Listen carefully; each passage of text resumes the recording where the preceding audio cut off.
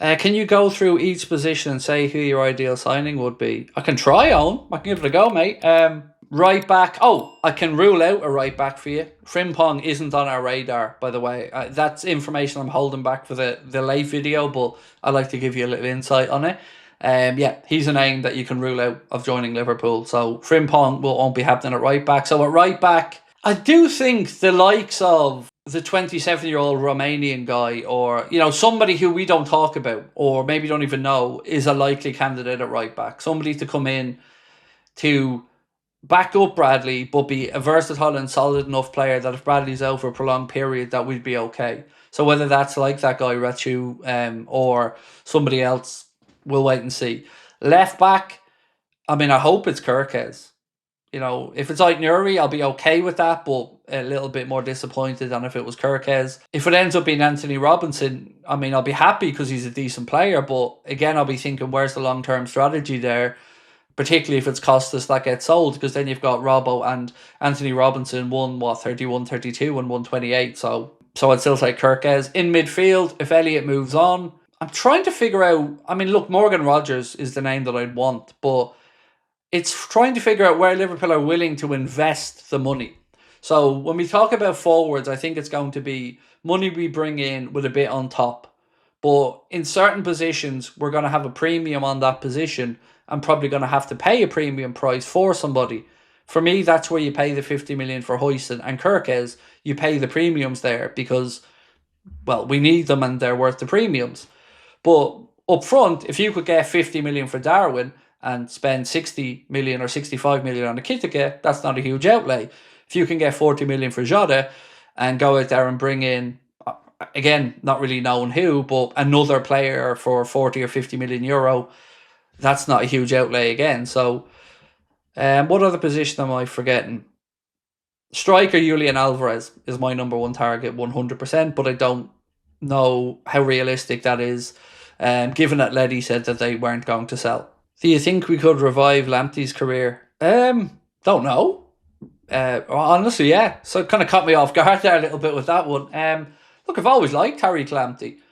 If my memory's right, I think he came through Chelsea's academy, a Cobham. If I'm mistaken on that, I apologise, but I think he did. Obviously, Brighton then. Always had something about him, Tariq Lamptey, but yeah, I'm genuinely don't know. It's a good shout, but I've no idea. It's not a name I've heard mentioned, but we tend to talk about people as Liverpool fans a lot, and we end up signing somebody that none of us have discussed, so who knows? Oh, Eze's a good shout as well, by the way. Sorry, Eze's a good shout. We mentioned him in a video the other day. He doesn't want to go to United, so that's one thing we could say. But Eze's a very interesting one. I could see a world that happens, absolutely, and I could see a vindication as to why we'd go after him. Mark Gay, I'm also going to be an interested observer of this summer with that contract situation at Palace. Do Newcastle push back for him again? There's been some talk that maybe he was higher ambitions than Newcastle.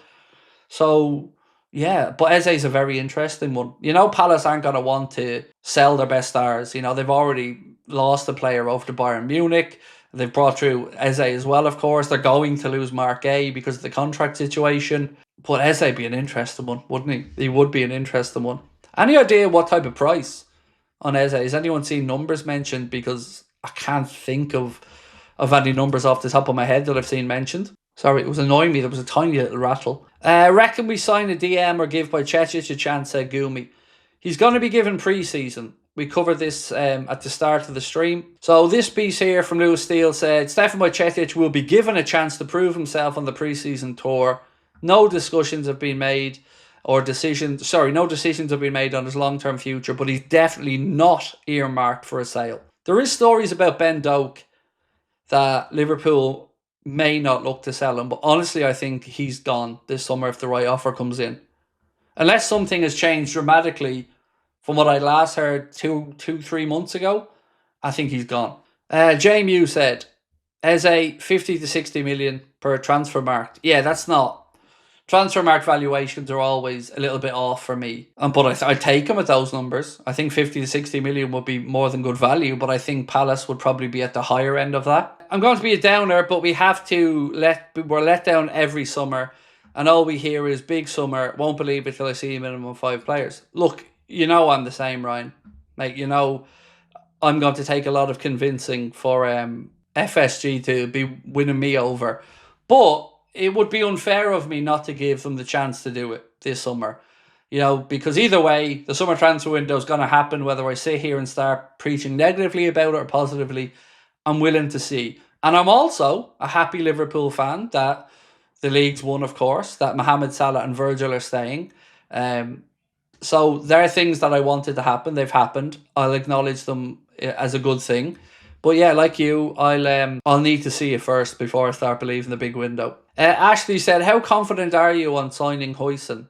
There's varying degrees with various different outcomes. So if Canade won't sign a new deal, then I'd probably be at 90% that we sign him.